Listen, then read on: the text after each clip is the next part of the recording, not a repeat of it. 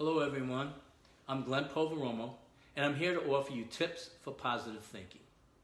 And before I begin, I would like to say thank you to all of you who are out there keeping us safe and offer you a very deep and sincere gratitude. Now I have 2 tips for you today to get you into a positive place in your mind. And they are 1, presence, and 2, breathing. But before we get into that, let me ask a question. What is it that we all want in life? Because we all want basic things. Doesn't matter what your age, your gender, your socioeconomic situation, your skin color, the language you speak, your country of origin. What do we all want at our cores? Well, basic things. We want to feel happy. We want to feel healthy. We want to feel we have a purpose. We want to feel prosperous. We want to feel fulfilled. We want to feel peaceful. We want to feel accepted. And we want to feel like we're loved and we want to have someone to love. Those are the basic things. And if you break it all down, what's the one thing we want in life? We want to feel good. Sure, that's what we want. Well, how do we get ourselves to that place? You have to give some thought about your thoughts and your emotions, you see, because we think thousands of thoughts every day. Some people say 30,000, some people say 60,000. I've never counted my thoughts, and probably you haven't either. But we think thousands of thoughts every day. And the pattern is we think mostly the same thoughts over and over again. And also, we spend a lot of our thinking time dwelling on the past and thinking about the future. Now, if you're spending thinking time thinking about the past, and you're thinking really great thoughts, thoughts that make you feel warm, wonderful, happy, well, think them. Because what do we want? We want to feel good. And if you're thinking about the future, and you're thinking about things that excite you, that energize you, that give you hope, well, think them because they make you feel good. But what about if we spend a lot of our time in the past lamenting over mistakes we've made, things we were afraid to try, things we gave up on? Well, what if we think about a lot of time in the future just being nervous and worried and being anxious? You see, those thoughts are not going to help us at all. And in fact, they're going to affect our well-being. They're going to affect our state of being. And that's not a good place to be. And when you find yourself locked into either the past or the future, that's the time to say, wait a minute, I'm bringing myself to the present moment. Because in the present moment, it's the only moment we really have in our reality.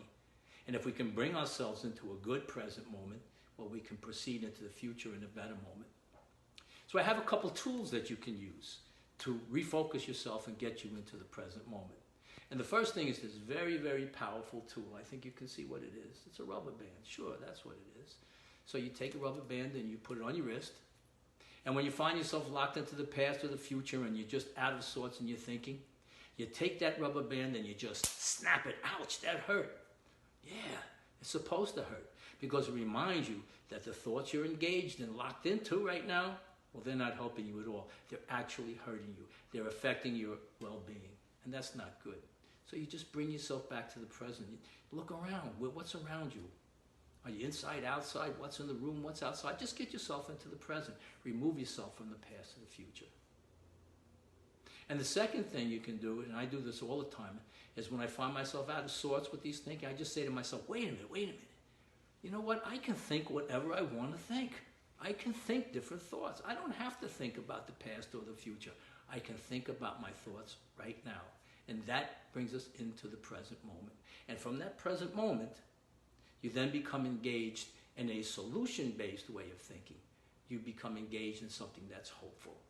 And it doesn't necessarily change the circumstance, but it changes your perception of the circumstance, which changes what you feel. The second thing that we can do when we're out of sorts in our thinking and feeling is breathe. Yeah, all you have to do is just take some deep breaths, just all the way down to your belly, all the way down as deep as you can. Take 2, 3, 4, whatever it might be, because the deeper that you breathe, the more you relax, and the more you relax, the more you put yourself into a better state of thinking, feeling, and being. And one thing you can remind yourself is this: as long as I have breath, I have life. And as long as I have life, I have possibility. Because in this situation we're in right now, what's the one consequence of this, the greatest consequence of this virus is that we lose our ability to breathe. So as long as we have breath, we have life. And as long as we have life, we have possibility. And we will be moving into new moments. And the more that we can create good moments in our presence, well, the better chance we have of making better moments as we proceed into our future. So that's my tips for you today. Presence and breathing. Practice them. They're skills. You can learn to do them. It's no different than learning a sport, a craft, a foreign language, anything that's new to you. If you practice, you become more proficient. And the more proficient you become, the better you are able to make more positive moments in your journey as we proceed through this.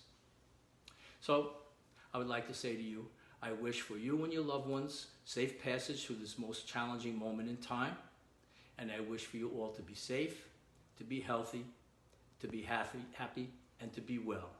I'm Glenn Poveromo, and I thank you very much.